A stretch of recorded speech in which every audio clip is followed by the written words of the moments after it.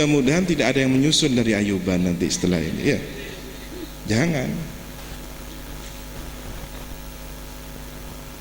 Pensiunan PNS ada juga, mantan tambal ban vulkanisir juga ada.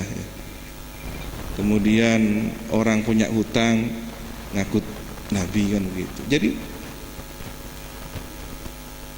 kita harus bagaimana? Akidah. Dari mana kita mendapat akidah yang kuat? Dari sholat yang baik. Dimensi sholat ini meliputi seluruh dimensi kehidupan kita. Akidah, syariat, sosial, seluruhnya dari sholat. Kalau kemudian ada kehidupan sosial yang tidak baik sementara dia sudah sholat, jangan salahkan sholatnya, tapi tanyakan bagaimana kualitas sholatnya. Loh, saya sudah sholat, loh sampean kok sering nguring-nguring, sampean kok sering musuhan ya. Ada apa sedikit sudah sentimental, ukhuwah Islamiyahnya retak. Padahal Masya Allah, kalau suruh sholat luar biasa. Jangan salahkan sholatnya, tapi pertanyakan bagaimana cara sholatnya. Kalau kemudian urusan sholat Allahu Akbar yang dicari kakinya orang, ini mana softnya, harus sunnah yang dijalankan. Padahal akhlak Nabi juga harus dipandang. Bagaimana Nabi praktek mengajarkan? Tidak ada injak-injakan begitu ya. Sholat kok malah nginjak-nginjak kaki temannya. Sing sunat nih, kejar ya. Kadang tujuannya adalah baik ya, tetapi caranya belum tentu baik. Begitu melihat kemungkaran, Masya Allah luar biasa, tapi langsung diambil sendiri pentungan, Allahu Akbar, dihancurkan. Padahal dalam konsep beragama, amar ma'ruf nahi mungkar ini ada petugasnya, tingkatannya. Kalau dia ulama, bagaimana amar ma'rufnya? Kalau dia aparatur negara, bagaimana amar ma'rufnya? Kalau dia orang masyarakat awam, bagaimana? Bayangkan kalau setiap orang dibebaskan melakukan amar ma'ruf nahi mungkar, maka pentungan banyak di jalan-jalan, kan gitu ya. Semua orang merasa bahwa dia yang harus mengeksekusi. Nah ini karena tidak paham ya, tidak ngerti dengan ajaran Islamnya sendiri. Kenapa? Ya karena ngajinya instan, ngaji seminggu selesai, ngaji 4 tahun selesai. Sementara ulama kita ngajinya 10 tahun 20 tahun. Itu pun setelah ngaji tidak ada yang ngaku saya adalah mujtahid, saya ahli fatwa. Enggak, sama-sama tawaduk semua. Enggak, saya tidak berani, saya ikut imam ini, saya ikut imam ini. Ini baru ngaji 5 hari sudah saya, dan saya adalah saya. Lebih mengedepankan dirinya, mengaku dirinya sebagai orang yang alim, bahkan kemudian meremehkan ulama yang ada, tidak menghargai gurunya sendiri. Nah ini perlu kita perhatikan. Contoh bahwa kita ini umat Islam yang masih diuji oleh Allah, saling curiga antara satu dan lainnya karena keterbatasan ilmu kita dalam hal sholat ya. Begitu ada teman kita takbir Allahu Akbar, itu kok nyekel apa? Kuping. Dilihat lagi satunya Allahu Akbar, nah ini kok malah tambah lebar ini. Allahu Akbar, di atasnya telinga malah. Allahu Akbar, waduh nyurung truk ini. Kenapa? Lontaran kata-kata saling menghina antara satu dan lain karena keawaman kita sendiri tentang ajaran agama. Padahal semua itu ada sanad keilmuannya. Hadis Nabi ada berapa riwayat menjelaskan posisi tangan ketika takbiratul ihram. Ini baru bahas takbiratul ihram ya, belum meletakkan tangan. Ada yang kemudian di atas dada, di atas pusar, di bawah pusar, dilepas. Insya Allah kalau kita datang ke Mekah ngerti, oh ini macam-macam ya, banyak ternyata. Yang penting ada gurunya, ada sanad keilmuannya, ada riwayat hadisnya, semua bersumber dari baginda Nabi Muhammad SAW. Loh, sholatnya kok macam-macam, Nabi kok ngajarnya macam-macam? Iya, karena umatnya juga macam-macam. Kalau kemudian orang daerah kutub utara cocok sholatnya gini, ya makanya madhab Hanafi cocok seperti itu. Tapi orang Indonesia di atas pusat, orang Afrika rata-rata Maliki, ngajinya sama Imam Maliki, dilepas tangannya. Nah ini kalau ngerti sama agama, tidak ada saling curiga. Tapi sekali lagi, karena keawaman kita, ngajinya belum selesai, disinilah kemudian terjadi fitnah, kesalahpahaman, kecurigaan dan selanjutnya. Karena itu tugas kita ke depan, bagaimana keilmuan agama kita harus lebih mendalam, praktek ibadah kita lebih baik lagi dengan peningkatan ketakwaan, nilai-nilai spiritualitas. Jangan hanya sholat gerakannya saja, tapi sholat gerakan batinnya juga. Ketika kita bertakbiratul ihram, Allahu Akbar, harus katakan dalam batin, hanya Allah yang maha besar, urusan lain kecil. Kalau kemudian ada orang takbir Allahu Akbar, ini utaran turun mari filmnya. Berarti filmnya utaran masih lebih akbar daripada ibadah sholatnya. Allahu Akbar, waduh sepeda mau gak tak kunci dicolong. Berarti urusan sepeda akbar, lebih besar dari urusan sholatnya. Maka dia berdusta ketika mengatakan Allahu Akbar, sementara pikirannya masih ada yang lebih akbar dari Allah. Apa ini enggak kemudian musyrik ya? Tapi tidak secara zahir.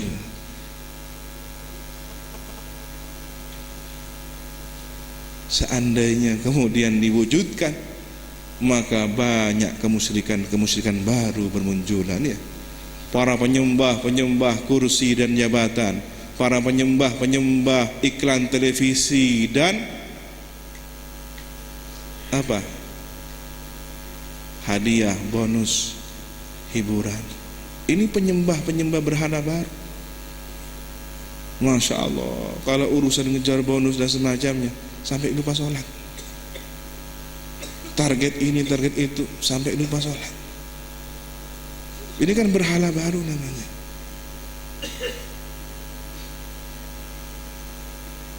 Hati-hati dengan sertifikasi jabatan. Ini berhala-berhala baru ini ya.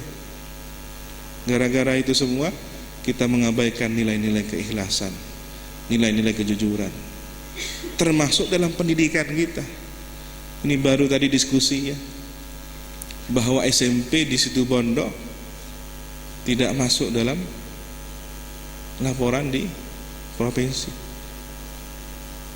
Setelah ditanya ada apa, ternyata semuanya ya rekayasa.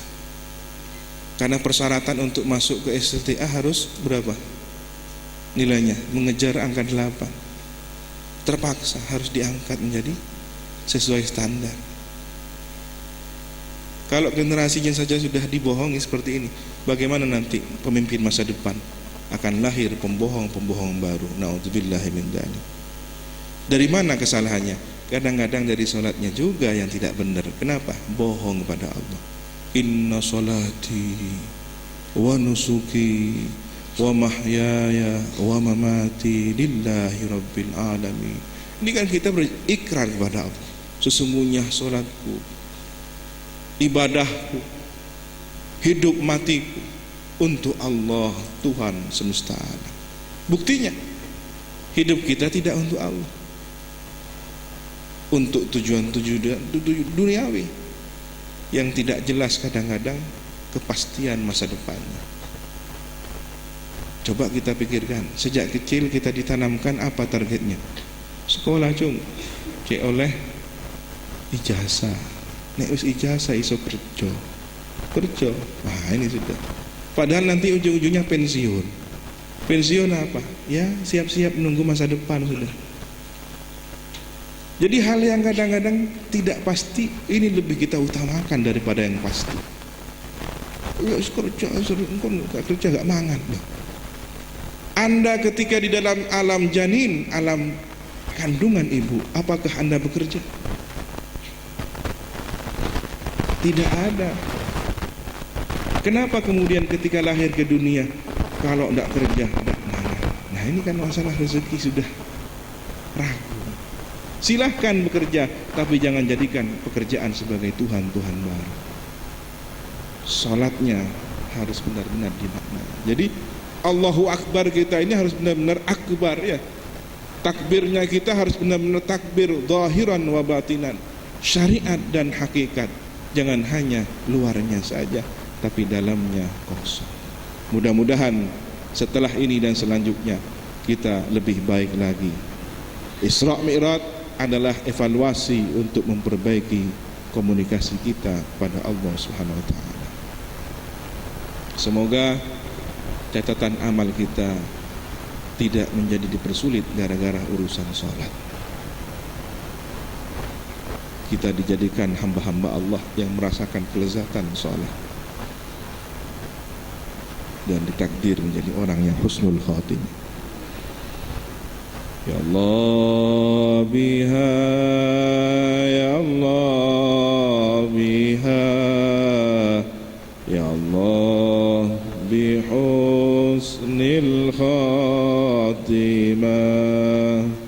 ya Allah biha, ya Allah biha, ya Allah bihusnil khatimah. Bersama ya Allah biha,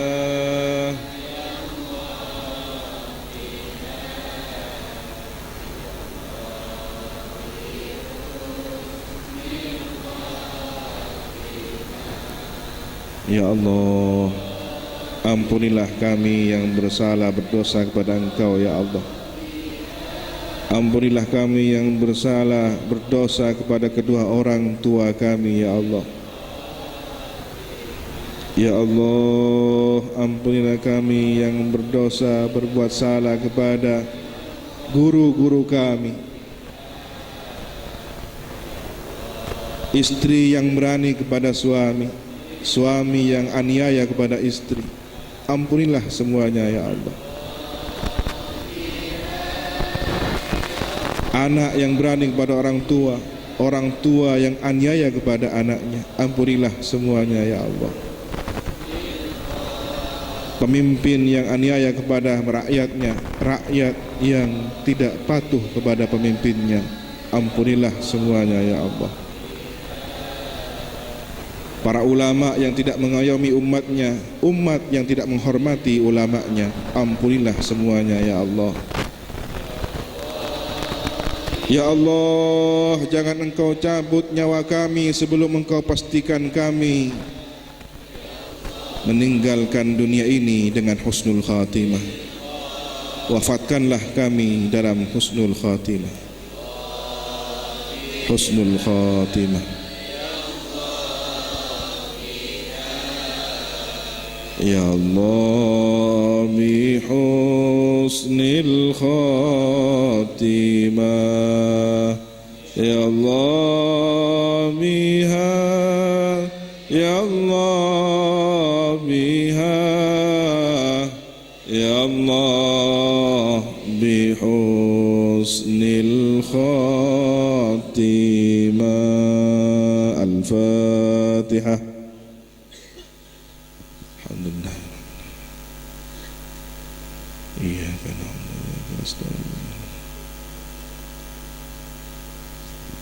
غفرانك ربنا وإليك المصير لا يكلف الله نفسا إلا وسعها لها ما كسبت وعليها ما اكتسبت ربنا لا تؤاخذنا إن نسينا أو أخطأنا ربنا ولا تحمل علينا إصرا كما حملته على الذين من قبلنا ربنا ولا تحملنا ما لا طاقة لنا به واعف عنا واغفر لنا وارحمنا أنت مولانا فانصرنا على القوم الكافرين.